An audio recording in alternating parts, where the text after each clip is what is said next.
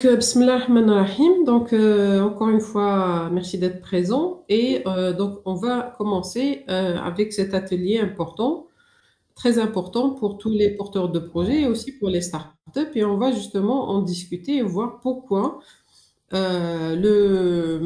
obtenir le label projet innovant et aussi surtout le label startup, c'est très important.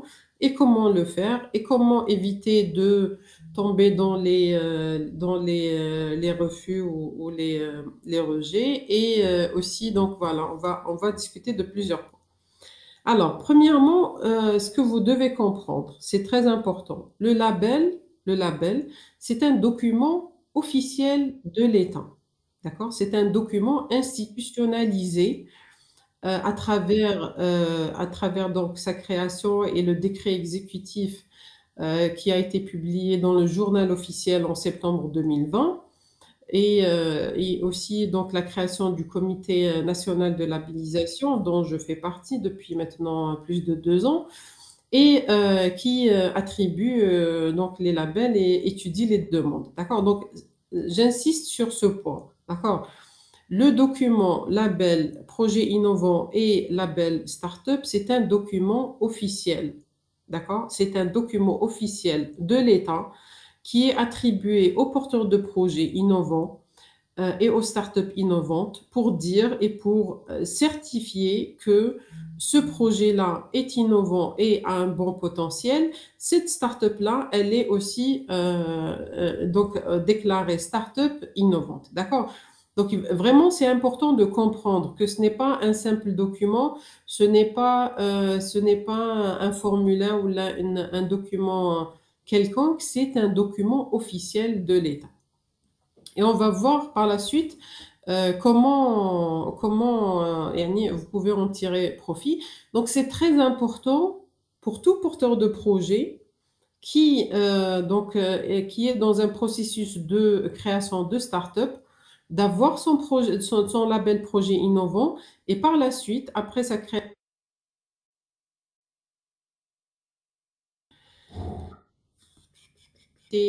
développer le projet et surtout la partie business du projet, d'accord?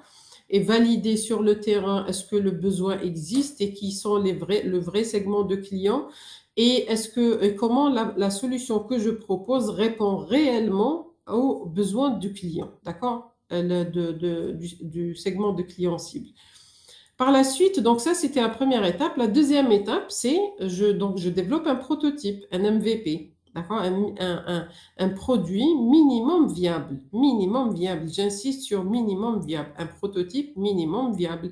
Un prototype, justement, il va montrer la solution d'une façon basique, d'accord? Donc, c'est pas le produit fini, c'est pas la plateforme finalisée ou la solution finalisée, mais c'est un MVP. J'insiste beaucoup sur ça, d'accord? Et si vous remarquez bien, le prototypage vient après l'idéation et après la validation du modèle économique et pas l'inverse, d'accord?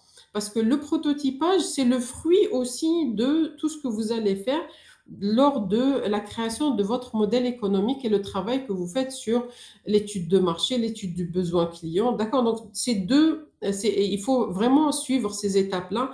Je valide réellement l'opportunité de mon projet. Une fois validé, là, par contre, je passe à créer un MVP. Après ces deux étapes-là, ça veut dire que j'ai étudié mon marché ou عندي mon business model et j'ai validé l'opportunité. J'ai développé un prototype fonctionnel basique. Là, je peux demander le label projet innovant. D'accord? C'est très important. Le label projet innovant exige deux choses.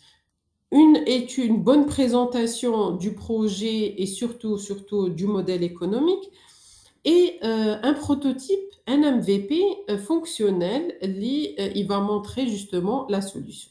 D'accord? Donc, comprenez bien ces trois étapes qui sont séquentielles. Donc, on ne peut pas demander le label alors qu'on n'a pas de prototype. On ne peut pas demander le label si on n'a pas validé notre modèle économique sur le marché. D'accord? On ne peut pas faire un prototype si on n'a pas un modèle économique validé. D'accord? Donc, c'est très important de suivre ces étapes-là. Une fois que ces trois étapes sont validées, et donc j'ai mon... alors, est-ce que tout va bien? Normalement, c'est bon. Donc, j'ai mon label projet innovant, d'accord? Et par la suite, on va voir dans le détail comment et quelles sont les erreurs à éviter pour l'avoir, d'accord? Donc, une fois que je l'ai, donc ça, c'est une validation, d'accord? Le label projet innovant valide que mon projet a du potentiel, que j'ai fait une bonne étude de marché, que je maîtrise donc le secteur et le segment de clients que je cible, et que mon prototype montre bien ma solution et montre ce que je veux proposer, la valeur proposée par mon projet. D'accord? Donc ça, c'est ce que valide le label projet innovant. Après ça, donc là, je continue. Dans mon projet, je continue. Je finalise mon business plan, je finalise mon produit, d'accord? Et je me lance dans le marché. Donc, je commence et bien sûr, je crée mon registre de commerce et donc je crée ma start-up et je me lance sur le marché. D'accord? Donc, je déploie mes stratégies commerciales, mes stratégies de communication, mes stratégies commerciales. D'accord? Et donc là, je suis une start-up créée sur le marché avec un produit et un business plan. D'accord? Là, je peux demander le label startup. D'accord? Donc, le label startup, qu'est-ce qu'il exige? Il exige une startup créée, donc un registre de commerce, un produit fonctionnel et déjà présent sur le marché et surtout, donc, une bonne stratégie commerciale et un bon business plan, tout ça présenté dans une présentation. D'accord? Donc, vraiment, essayez de bien suivre ces 5 étapes. Grâce à ces 5 étapes, au final, vous êtes une start-up opérationnelle sur le marché avec des potentiels déjà clients et avec des clients potentiels et surtout labellisé start-up. Labellisé start-up, donc c'est aussi c'est un document officiel qui dit que cette entreprise, vraiment, on parle d'entreprise. Cette entreprise, elle a le titre de start-up innovante et donc ça, c'est vraiment un document officiel qui est actuellement utilisé dans des appels d'offres, qui est utilisé dans des contrats d'open innovation, qui est utilisé par la loi réglementaire. D'accord? C'est important de comprendre que là, on parle vraiment de documents officiels et très importants. Voilà, j'espère que c'était assez clair. Donc là, on va rentrer dans le détail, un à un, label par label. Bon, les 2 labels qui nous intéressent aujourd'hui. D'abord, le label projet innovant. Donc, le label projet innovant, donc je rappelle, toute la demande se fait sur startup.dz. Vous avez les étapes bien définies et présentes sur la plateforme. Première information importante demandée, c'est donc vous l'équipe. Qui êtes-vous? D'accord? L'équipe projet, shkoun huma. D'accord? Ça, c'est vraiment la première information très importante qui est demandée. Vos CV sont demandés, les CV de l'équipe projet, et j'insiste sur équipe, d'accord? Je suis porteur de projet wahdo, mais équipe projet. Donc, vos CV, il faut que vous soyez bien présentés, même dans le pitch. C'est vraiment les premières informations à communiquer à qui on a affaire. Donc, que ce soit un comité de labellisation ou l'investisseur ou la potentiel client, la première chose qu'il veut savoir, à qui on a affaire. D'accord? Qui êtes-vous? Donc, vous devez d'abord commencer par vous présenter, bien sûr, mettre en valeur vos compétences, mettre en valeur votre CV, votre parcours, vos formations, donc bien un bon CV.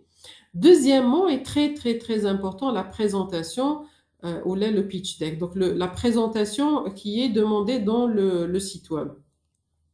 Donc la présentation, donc déjà il y a un modèle, il y a un modèle qui est sur le site web. Donc c'est un modèle de PowerPoint que vous pouvez utiliser, vous le prenez, c'est un modèle et vous êtes libre bien sûr de le modifier, de l'adapter à votre projet. D'accord? C'est vraiment un modèle pour vous donner les grandes lignes. Qu'est-ce qui est attendu dans une présentation? Alors, je vous conseille vraiment de le voir parce qu'il y a beaucoup de choses qui sont importantes dans ce modèle-là. Deux conseils par rapport à ce document qui est très, très, très important. Pratiquement 50% de la décision du comité se base sur la présentation. D'accord? La présentation du pitch deck, c'est vraiment le document le plus important dans votre demande. Premièrement, évitez soit un document les fait 5-6 pages, ça c'est pas bien, 5-6 pages. Une présentation de 5-6 pages, ça ne dit rien du tout. Et évitez aussi les documents les fait 30 ou la 40 pages. D'accord? Ça aussi, c'est pas l'idéal. D'accord? L'idéal, c'est entre 15 et 20. C'est tout, pas plus. 15 et 20 maximum. D'accord? 15 et 20, c'est assez pour mettre toutes les informations importantes sur votre projet, le marché, le résultat de l'étude de marché, la solution, elle répond à quel problème, qui est l'équipe, qui sont les partenaires potentiels, qui sont le segment client potentiel, est-ce que j'ai déjà approché, est-ce que j'ai, par exemple, fait une demande de brevet, ça aussi c'est demandé après par la suite. D'accord, donc toutes ces informations-là sur 15 à 20 slides, largement suffisant, pas moins et pas plus. Il faut vraiment faire attention. Pas moins de 15 slides et pas plus de 20 slides. Pourquoi? Alors, est-ce que vous êtes toujours connecté? Voilà, très bien. Je reviens sur la présentation. Donc, d'accord, très important. Pas plus de 20 et pas moins de 15. Pas moins de 15 parce que moins de 15, on n'a pas assez d'informations. D'accord? Et ça fait pas très sérieux. Donc, une présentation, un pitch deck de 5, 6, 7 pages, c'est pas suffisant. Et un document de plus de 20 pages, d'accord, bon, bien sûr, 20, 21, ça va, enfin, d'accord, l'essentiel, ne pas atteindre 30 pages et plus. Là, vous noyez l'information. Là, on n'arrive pas à trouver, et de toute manière, c'est un document trop long, on peut pas le consulter complètement parce que on a par comité, on doit traiter des centaines de demandes. Donc, on a besoin d'une présentation qui va à l'essentiel, d'une présentation bien structurée et c'est vraiment l'image de votre projet. D'accord? Donc, c'est très important de rester sur 15 à 20 slides maximum. D'accord? J'insiste vraiment sur ça, c'est très important. Deuxièmement, évitez aussi le copier-coller ChatGPT ou Akhawato. D'accord? Donc là, actuellement, on a beaucoup aussi de pitch deck, soit réalisé par intelligence artificielle, soit c'est du copier-coller par intelligence artificielle. Alors, on ne vous dit pas de ne pas les utiliser, au contraire, c'est un bon outil de recherche et Mais après, appropriez-vous le contenu, d'accord? Retravaillez le contenu, ne faites pas du copier-coller, d'accord? C'est très important, ne faites pas du copier-coller. Et surtout le même format. On a parfois vraiment le même format résultant d'une recherche ChatGPT ou la autre et c'est repris tel quel dans les documents et ça se voit. Et ça se voit et c'est très générique et c'est pas l'information qui est demandée. Et d'accord, donc évitez le copier-coller fabriqué par l'intelligence artificielle. Voilà, donc j'insiste vraiment sur la présentation. Souvent, les demandes ne sont pas acceptées à cause de la présentation. Soit elle est trop courte, soit elle est trop longue, soit elle donne pas, soit elle est trop technique, donc il n'y a pas la partie business, en sachant que vraiment ce qui est demandé dans la présentation, c'est vraiment de montrer la partie business. Le modèle économique, le marché, le potentiel, les chiffres, la projection financière, c'est vraiment ça ce qui est demandé dans le pitch deck. La partie technique, elle est importante, mais elle ne peut pas être 80% ou la 100% de la présentation. D'accord?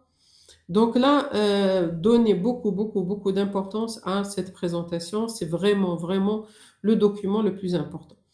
Alors, donc, aussi, donc, pour la demande, vous devez aussi montrer votre prototype, le MVP. Alors, ce que je vous conseille toujours, pensez à faire une vidéo de votre solution. Une vidéo qui va justement montrer les principales fonctionnalités. D'accord? Bien sûr, ماشي une vidéo t'as aussi 10 minutes, une vidéo de 3-4 minutes maximum, 5 minutes maximum. Et c'est vraiment, ça aide beaucoup à comprendre la solution. Et j'insiste aussi sur un point important. Si votre solution nécessite une authentification. Maintenant, je dois rentrer dans une plateforme ou là, dans une application. Je dois créer un compte, mot de passe, recevoir un mail dans ma boîte. D'accord, le processus, il faudra que vous créez, plutôt avec votre solution, il faut fournir un compte de test. Ça, c'est vraiment important. Ça, c'est vraiment très apprécié le comité. Donc, vous mettez le lien de votre plateforme et vous mettez un compte et mot de passe. D'accord? C'est vraiment très, très important. Bien sûr aussi des photos si nécessaire, mais bon, une vidéo, si vous mettez une vidéo, les photos, c'est facultatif. Donc, une vidéo, c'est beaucoup mieux qu'une photo. Si la plateforme nécessite une authentification, l'application, il faut fournir un compte de test, compte et mot de passe de test. Il faut faire aussi attention au drive qui expire. D'accord?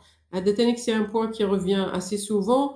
Vous fournissez l'APK ou le lien ou les documents sur un drive ou là sur un lien. La commission, il expire. D'accord? Donc, ça aussi, il faut prendre en considération ce point. Et c'est vraiment, il faut s'assurer que si vous utilisez un drive, il faut vraiment le créer ou l'utiliser juste avant de demander de faire votre demande. Bien sûr, si vous avez déposé un brevet ou là, si vous avez un brevet ou là, un titre de propriété intellectuelle, si vous avez gagné une compétition, si vous êtes accompagné par un incubateur, voilà, tout ce qui peut donner du poids à votre projet. D'accord? Voilà. Donc ça, c'est très, très, très important pour avoir le label projet innovant. J'espère que c'est clair.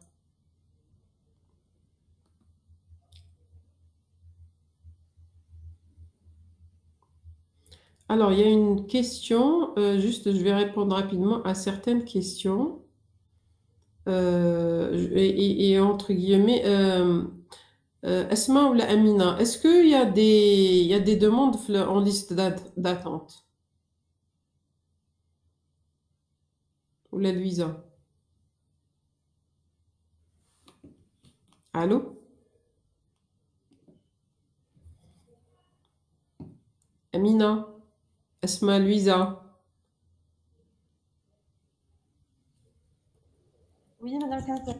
Est-ce qu'il y a des demandes en liste d'attente? Alors oui, il y a des demandes, mais il y a tellement de demandes que la plateforme a sauté. Donc, c'est Et bon, accepté en liste. là, on est à 23. Tu peux faire rentrer encore. Oui, oui, mais c'est-à-dire qu'on clique dans le vide. Il n'y a pas de. Ah, Ouais, je d'accord. pense. Même, Hmm. même si tu cliques sur ceux qui sont. Parce qu'on est en train de perdre beaucoup. Oui, oui, oui. Je pense que Hmm, ça a bloqué parce qu'il y avait beaucoup de demandes. d'accord. On gère, on essaie de. D'accord. Ok. Allez, on fait avec. De toute manière, c'est enregistré. Après, sinon, on va leur transmettre le lien. Alors, oui, la présentation, est-ce qu'on peut la voir? Oui, oui, on peut la transmettre. Il y a aussi une question, comment avoir les slides pour moi? D'accord, normalement, on peut vous transmettre les slides. Est-ce qu'il s'agit d'un service ou d'un produit? Alors, la question service ou la produit, en fait, c'est, enfin, bon, si je comprends bien la question. par rapport à la demande de label projet innovant. Donc, si c'est un produit, hardware, matériel, donc là, la vidéo, elle est indispensable, indispensable, parce qu'on ne peut pas la tester. On ne peut pas tester le produit, donc hardware. Donc, il faut faire une bonne présentation, plutôt une bonne vidéo qui montre les fonctionnalités, les résultats. Il faut mettre en valeur aussi le produit. Si c'est une solution numérique, donc une plateforme, une application, donc là, on peut tester. Donc là, il faut fournir un compte et mot de passe et même aussi une vidéo démonstrative de la solution. Voilà, j'espère que j'ai répondu à votre question. Amina, vous pouvez me donner les droits de modération?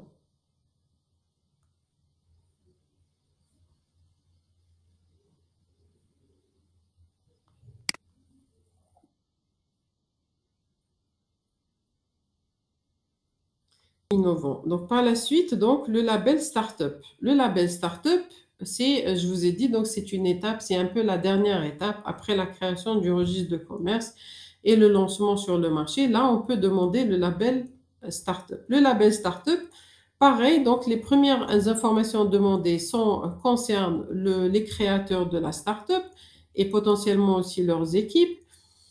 S'ils ont déjà eu le label projet innovant, c'est vraiment un bon indicateur. Donc, voilà pourquoi déjà, c'est une des raisons qui fait que c'est important d'avoir le label projet innovant. Et aussi, donc l'information sur la plateforme, plutôt les informations concernant la startup.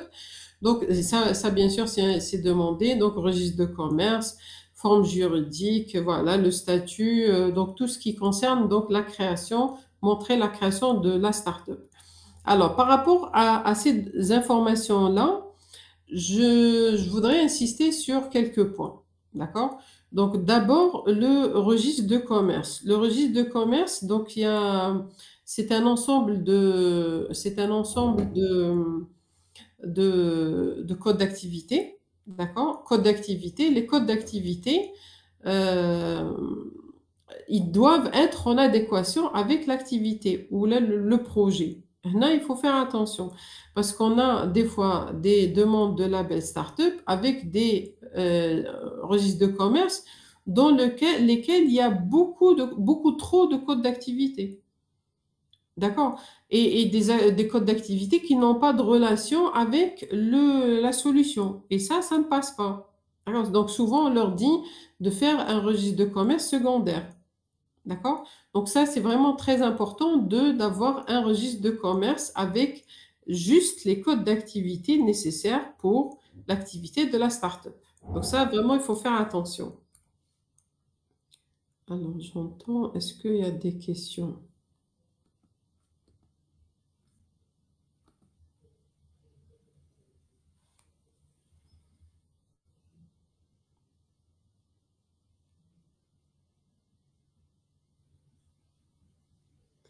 Je comprends pas la question de self.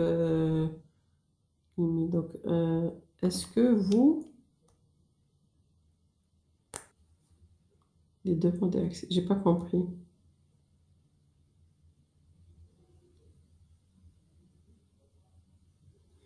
J'ai pas compris ce qui est la question. مدام Oui. صافي صحيبي ما قدرش يخش الغينيون هذه اسكو قفلتي لاكسيس ولا نو اكسس Alors, apparemment, il y a un souci d'accès.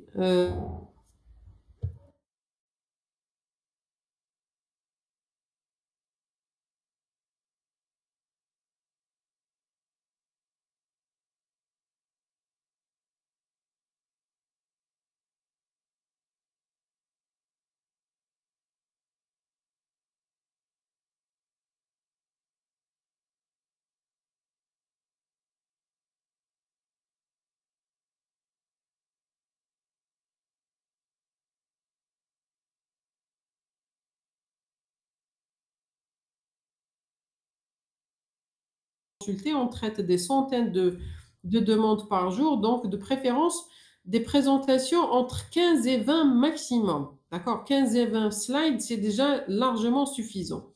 Et éviter, bien sûr, le copier-coller ChatGPT et autres, parce que ça aussi, ça se voit et c'est pas sérieux. Donc, bien sûr, utiliser les intelligences artificielles, c'est bien, ça aide beaucoup, mais pas du copier-coller.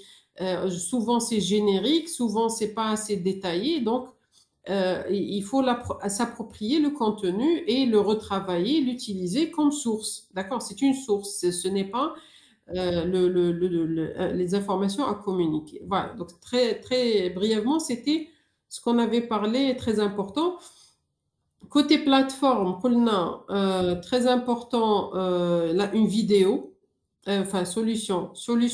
Si c'est du hardware, donc une vidéo, c'est indispensable. Une bonne vidéo qui montre le produit, les fonctionnalités, comment ça marche, c'est très important. Si c'est du soft, donc plateforme numérique, une vidéo c'est bien aussi, mais aussi bien sûr l'accès à la plateforme avec des comptes de test. Très important. Fournir des comptes de test.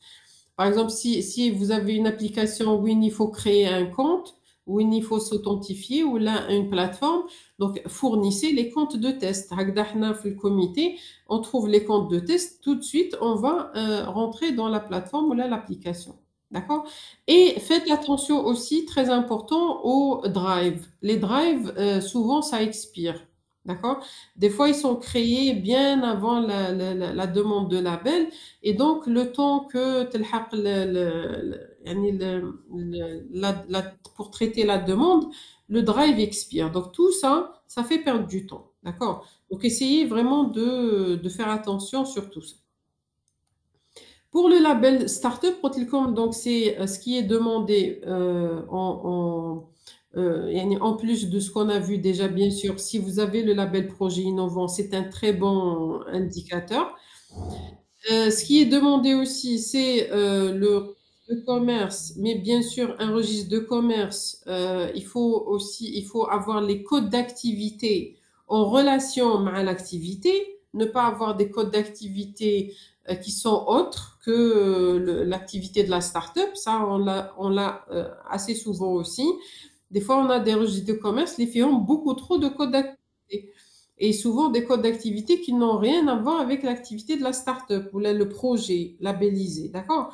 Donc là, on leur demande de faire un registre de commerce secondaire et faire sortir que les codes d'activité qui sont en relation à la start-up. Et donc, le registre de commerce, donc le, le label, il est attaché à un registre de commerce. Donc, le numéro du registre de commerce, il est sur le label startup.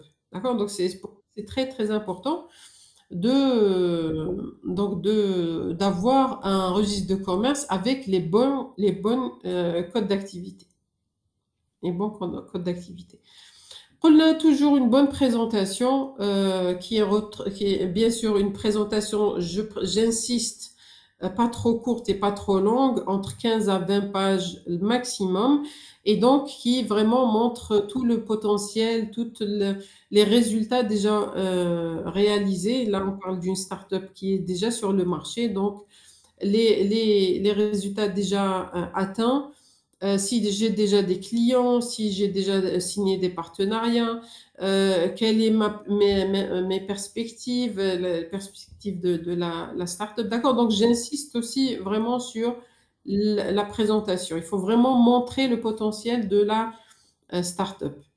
Et encore, donc pour le produit, il faut le tester. Donc, si c'est une plateforme, si c'est une application, donc l'accès à la solution avec un compte de test si authentification nécessaire, une bonne vidéo de présentation. Voilà. Donc, grâce à tout ça, normalement, vous aurez tout ce qu'il faut pour avoir le label Startup. Voilà. J'espère que c'était clair. Alors, est-ce que on n'a pas perdu les participants? Très bien.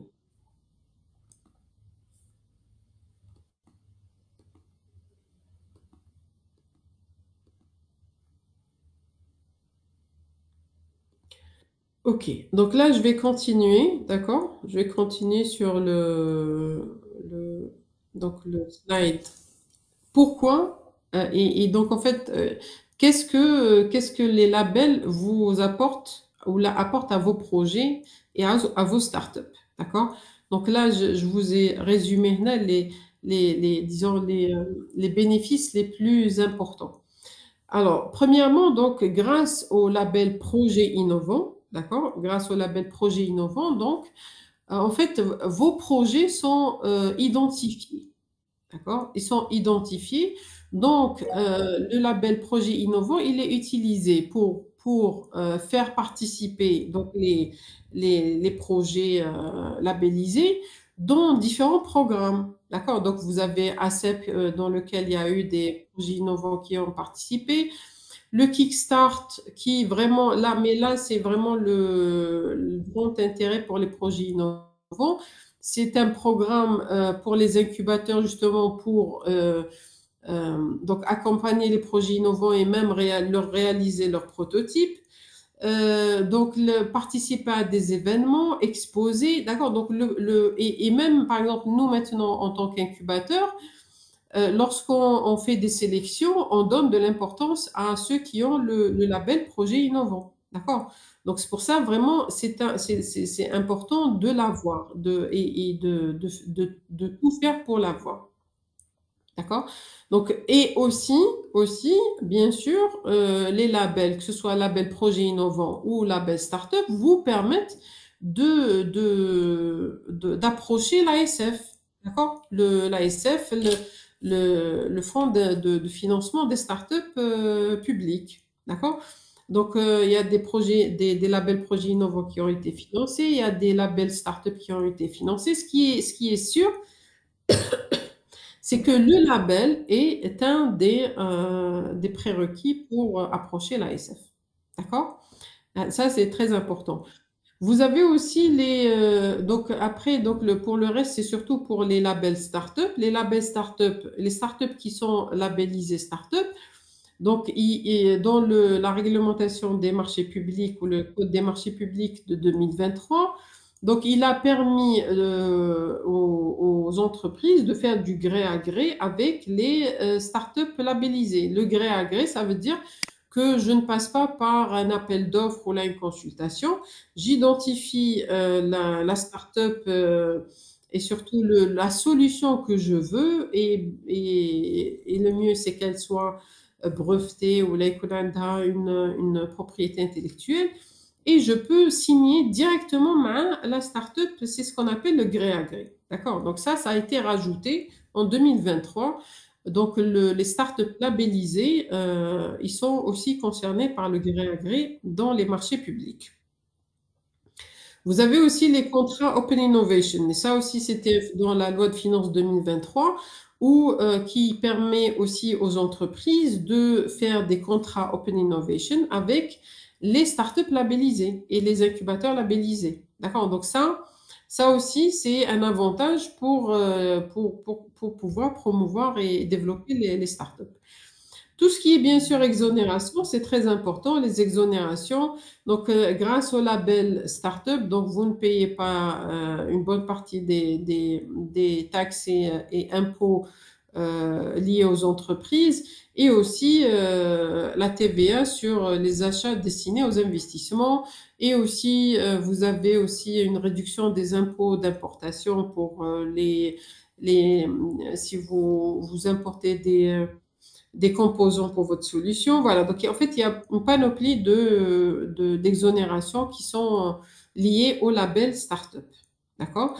Et enfin, autre bénéfice, donc c'est aussi, donc je vous disais, en fait, même la majorité maintenant des institutions, que ce soit investisseurs, publics, privés, banques, assurances, administration, quand ils veulent travailler avec les startups, et beaucoup actuellement veulent travailler avec les startups, la seule façon de les identifier, c'est le label. Et ça, vraiment, il faut comprendre que c'est la seule façon de distinguer une entreprise standard d'une startup innovante, technologique, d'accord? Et donc, ils utilisent le label pour pour investir ou là, développer des projets. Voilà. Alors, est-ce qu'il y a des questions dans le chat?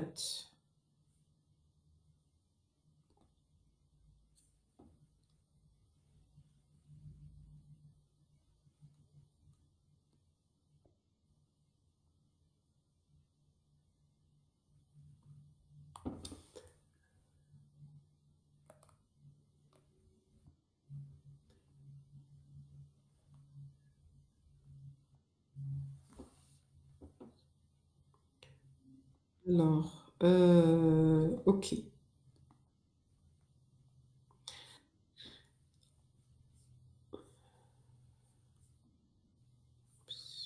Alors, bien à la présentation.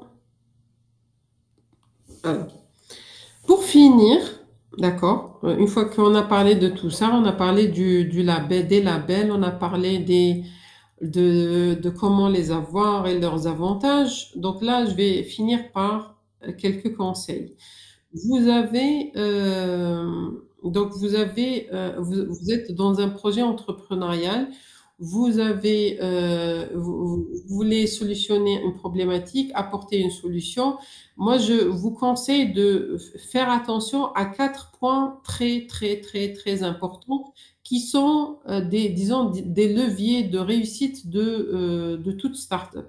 Premièrement, s'assurer que vraiment on travaille sur une vraie problématique, un vrai besoin existant sur le marché. D'accord? J'insiste en fait, et ça c'est vraiment la première étape, dans le deuxième slide, c'est la validation. Valider le besoin de votre client avec votre client, valider votre connaissance du secteur, valider que la solution que vous apportez, c'est vraiment celle qui est attendue par votre clientèle. D'accord? C'est vraiment, ça, c'est indispensable pour vraiment avoir la réussite, l'objectif de la start-up. Il faut démarrer vraiment d'un vrai besoin et s'assurer surtout que la solution, c'est la bonne. Il faut aller voir ses clients, il faut s'assurer que c'est vraiment la solution qui est attendue. Deuxième point, c'est l'équipe. L'équipe projet, elle est indispensable. J'insiste aussi. Un projet ne peut pas être porté par une seule personne. D'accord? Ça, c'est un risque. Ça, on appelle ça un risque pour le projet. Parce que la personne indique, elle peut avoir des imprévus, elle peut... d'accord? Donc, le projet ne peut pas être basé sur une seule personne. Si vraiment on veut développer le projet, le réussir, il faut avoir une équipe. Une équipe qui soit complémentaire. Il ne faut pas que tout le monde soit dans le même profil, d'accord? Et bien sûr que chacun, il doit avoir son rôle dans cette équipe-là. Celui qui est plus dans la communication, celui qui est plus dans le technique, celui qui est plus dans la négociation, la commercialisation. D'accord? Donc, très, très, très important, l'équipe projet. Alors, pour le troisième point, c'est développer vos compétences. L'entrepreneuriat, c'est un ensemble de compétences. Communication, négociation, commercialisation et surtout des compétences qui sont liées au business.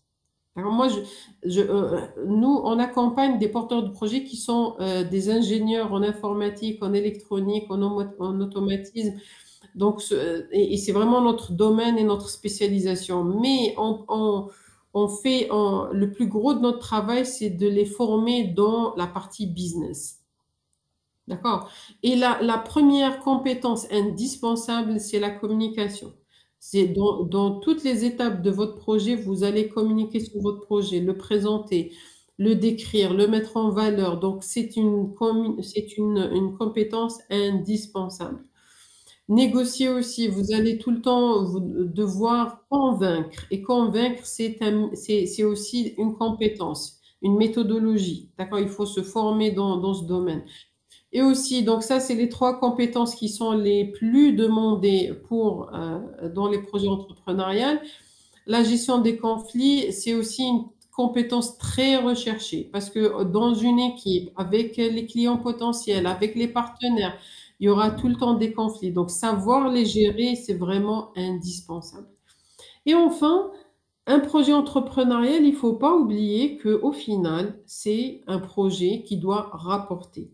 D'accord? C'est un projet dont le premier objectif, c'est la rentabilité financière. Ça aussi, il faut jamais, jamais l'oublier. C'est pas la technologie, c'est pas l'innovation, c'est pas aider ou apporter une solution, mais c'est générer un bénéfice. Grâce à ce bénéfice, la start-up peut se développer, peut payer ses employés, peut payer ses charges, peut investir dans l'amélioration de sa solution et tout ça, ça dépend de la rentabilité financière. Donc, ça doit rester toujours l'objectif principal c'est vraiment le moteur du développement de toute entreprise et spécialement les startups. Voilà, donc c'était très rapidement les principales informations que je voulais vous communiquer concernant le label, donc la demande de label. Navré pour les problématiques liées à la connexion. Juste si on peut prendre quelques minutes, si vous avez des questions, d'accord? Est-ce que vous avez des questions? Vous pouvez les mettre directement sur le chat si besoin.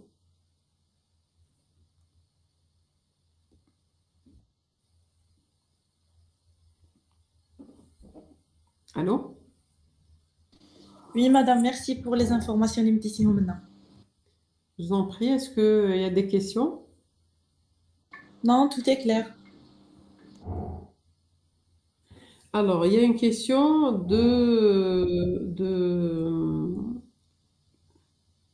la limite. La durée, sur la durée, oui. Alors, on a deux points importants.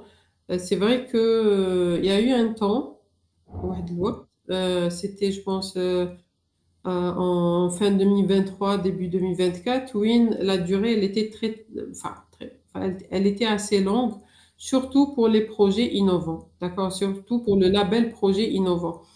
Alors, Hadik, c'était une période, c'était un contexte particulier, mais actuellement, pratiquement, la durée, elle est maximum d'un mois et demi, 2 mois, d'accord? Si vous n'avez aucune réponse au bout d'un mois, 2 mois, maximum 2 mois et demi, il faut se poser, faut peut-être qu'il y a eu un souci. Donc là, vous pouvez vous rapprocher du ministère des startups pour voir est-ce que votre demande a été traitée. Parce que des fois, il y a des tirs ratés. Mais en tout cas, donc pour le label projet innovant, ça tourne autour de un mois, 2 mois, 2 mois et demi maximum. Par contre, le label startup, actuellement, c'est dans la semaine, une semaine, 2 semaines maximum. Le label startup, donc ils ont une réponse au bout d'une semaine, 2 semaines, donc ça se traite assez rapidement.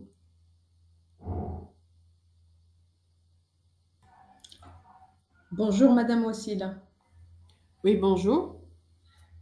Alors moi je fais partie du groupe Homework et on n'a pas pu accéder à la formation malheureusement, on n'a pas arrêté d'essayer. Je viens de me connecter, malheureusement vous avez presque fini et le sujet nous intéresse énormément mais on n'a pas pu suivre donc je ne sais pas comment faire. Est-ce que la formation est enregistrée ou pas Oui. En fait, elle est enregistrée, mais après, on peut refaire des ateliers avec les incubateurs qui n'ont pas pu se connecter, d'accord? Donc, ça, on pourra les gérer, enfin, replanifier ça avec vos incubateurs, d'accord? Super, merci beaucoup. Je vous en prie. Alors, il y a aussi une question de Esma qui dit, est-ce qu'il faut suivre le même format du pitch deck qui est mis dans le site officiel? En fait, Esma, merci pour la question, c'est une très bonne question. Alors, donc le pitch, j'insiste encore et je répète, la présentation, elle est très importante. Alors, et tellement il y a eu des refus à cause des présentations, parce que soit elles étaient trop lourdes, trop courtes, soit elles étaient trop longues, soit elles étaient trop techniques et donc il n'y avait pas les informations recherchées. Donc, le modèle qui est sur la plateforme start.dz, c'est vraiment un modèle type. Mais c'est vraiment, c'est pour vous donner les grandes lignes, mais vous êtes libre de le modifier. Mais je vous conseille toujours de respecter donc le nombre de slides entre 15 à 20, ni moins ni plus. Et aussi donner les informations, surtout business, parce que la présentation, elle est là pour vraiment montrer le côté donc le projet, la faisabilité du projet, le potentiel du projet, le client cible, les chiffres, la prévision, d'accord, les prévisions financières. D'accord, donc la présentation, elle est surtout business. Donc, c'est pour ça le modèle qui est mis sur la plateforme, vraiment, il met l'accent sur ce volet-là. La partie technique par rapport à la solution, bien sûr, c'est important de décrire la problématique, la solution apportée, et de me donner un lien de test ou là une vidéo démonstrative et laisser le comité tester et voir votre solution. Mais bon, le modèle, c'est un modèle, donc vous pouvez le modifier selon comme vous voulez. Alors, on a aussi une question concernant le cas où le produit est un service. Je n'ai pas écouté la réponse précédente. Bon, déjà, qu'est-ce que vous voulez dire par service? Est-ce que vous voulez dire numérique? Est-ce que vous voulez dire... parce qu'en fait, ou autre, en fait, donc le comité, donc, disons en fait, ce qu'il demande surtout, c'est de voir le côté innovant de la solution. D'accord? C'est ça, en fait, c'est ça qui détermine réellement est-ce que c'est une start-up ou une entreprise standard. Donc, il faut toujours mettre en avant le volet innovant de votre solution, qu'elle soit technique ou pas, qu'elle soit produit ou service, qu'elle soit, d'accord, donc qu'elle soit hardware ou software, il faut surtout montrer mettre en avant dans votre présentation le côté innovant de votre solution. Alors, il y a une question de Farah. Il y avait des coupures tout à l'heure, on n'a pas assisté à tout. Alors, pour vous résumer rapidement, pour ceux qui n'ont pas pu assister, premièrement, le label, c'est un document officiel. D'accord? C'est vraiment un document officiel de l'État. C'est l'État qui le délivre. C'est un document qui est décrété dans le journal officiel. D'accord? Donc, dans le journal officiel, donc vous avez le décret qui est sorti et qui a donné la description d'une start-up, la description d'un projet innovant, la description, d'accord, et aussi la création du comité. Donc c'est vraiment un document officiel. Ça, j'insiste sur ça, d'accord. J'insiste sur le caractère officiel du document qui est maintenant utilisé dans des appels d'offres, dans des sélections à certains programmes. Nous, incubateurs, on utilise aussi, on voit si un projet a le label projet innovant, ça veut dire que c'est une validation, d'accord? C'est une validation officielle de l'État. Donc, c'est un peu pourquoi c'est important de l'avoir. Deuxièmement, donc pour le label projet innovant, le plus important, c'est une bonne présentation. Une bonne présentation, je vous ai dit, pas moins de 15 slides, pas plus de 20 slides, et aller surtout sur le côté business du projet. Bien sûr, vous devez aussi donner l'accès à votre solution, donc qu'elle soit hardware ou software. Si c'est du hard, donc vous mettez une vidéo démonstrative de votre solution. Si c'est du soft, donc vous devez donner l'accès à votre plateforme ou la APK ou d'accord, solution. Et surtout, donc je vous conseille toujours mettre un compte de test. Un compte de test, s'il y a une authentification à faire lors de l'inscription, le test de la solution. Par exemple, si c'est une application mobile, quand je la télécharge, je dois créer un compte. Il vaut mieux, Ntouma, vous créez un compte de test. que vous allez déjà vous tester avec votre solution et vous le fournissez dans votre présentation. Ça, c'est vraiment très apprécié par le comité, Alain, parce que tout de suite, il va trouver un compte et mot de passe qu'il va utiliser pour tester votre solution et ne pas créer et recevoir un mail et valider. D'accord? Donc ça, Hadi, ça fait vraiment, c'est très apprécié par le comité. Donc ça, c'est vraiment les conseils les plus importants pour avoir le label projet innovant. Une bonne présentation sur le côté business et modèle économique et potentiel du projet et un prototype fonctionnel et opérationnel MVP minimum, un produit minimum viable. D'accord?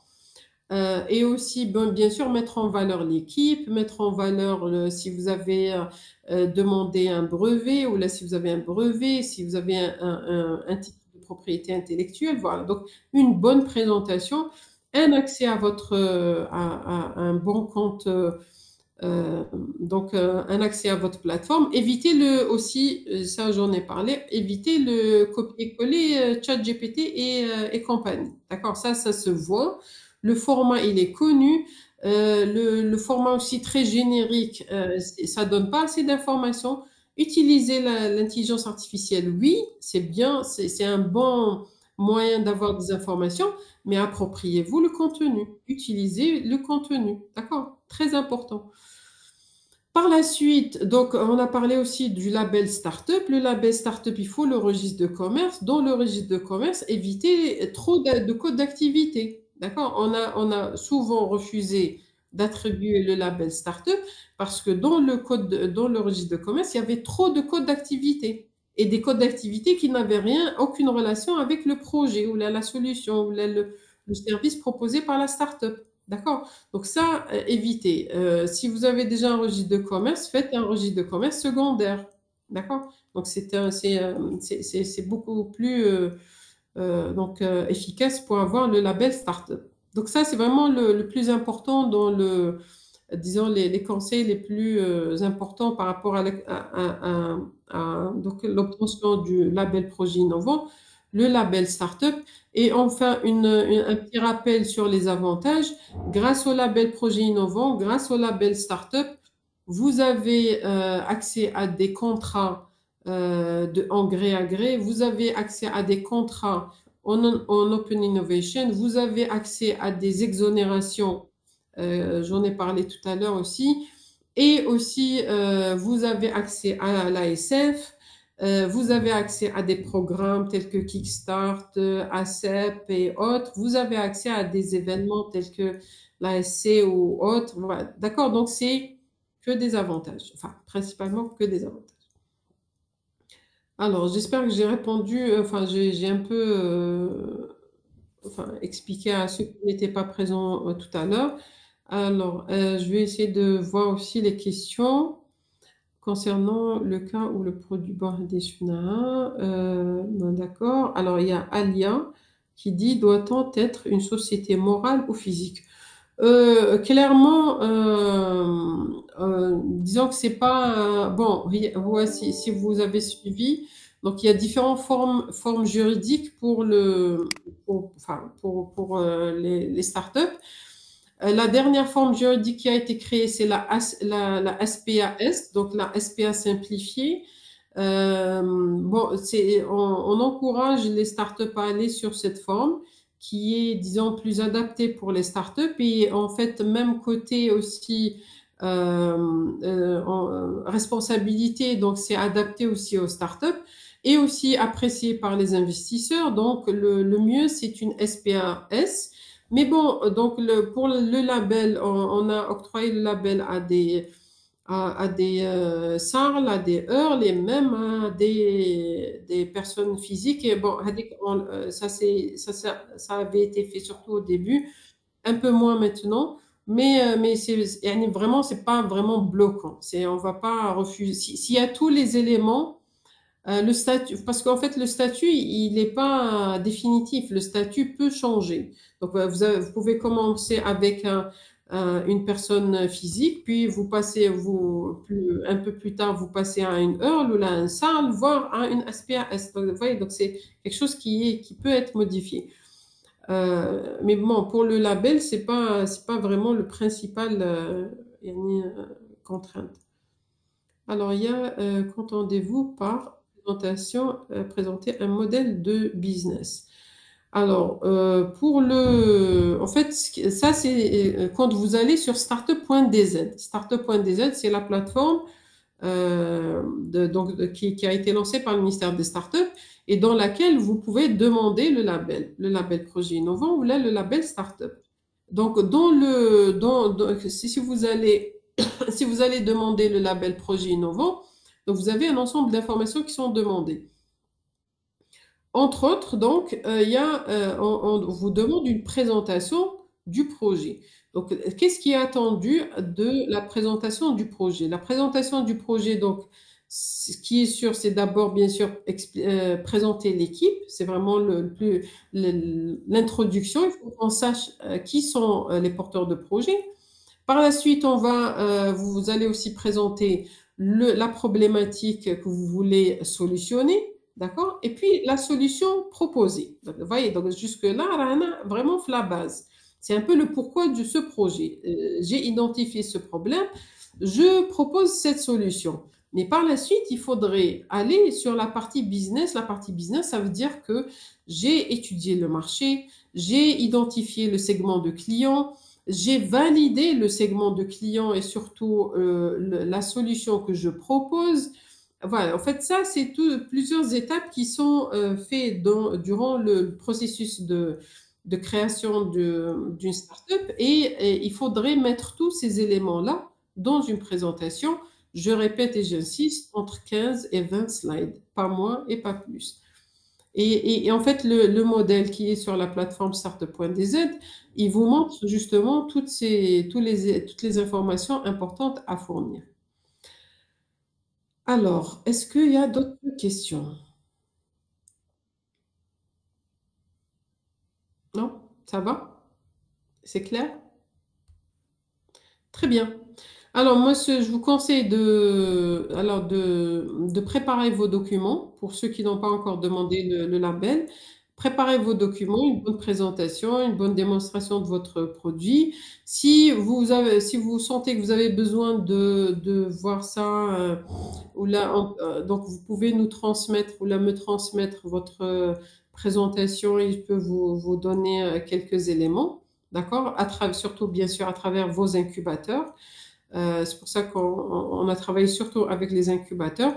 Donc, à travers vos incubateurs, on peut faire des séances de validation des demandes avant de les soumettre sur la plateforme. Est-ce que c'est enregistré? Oui, c'est enregistré. Oui, c'est enregistré. Ça aussi, donc l'enregistrement, on peut vous le communiquer à travers vos incubateurs. Très bien. Très bien. Et on peut aussi vous transmettre la présentation. Très bien. Donc, merci pour votre attention. J'espère que c'était clair. J'espère que, globalement, on a répondu à vos questions. Et je vous ai dit, n'hésitez pas à nous contacter à travers vos incubateurs pour plus d'informations ou là pour valider vos documents. Nous vous prions de bien vouloir nous envoyer la présentation. Merci. Bien sûr. Très bien. Merci à vous, merci pour votre attention et à très bientôt.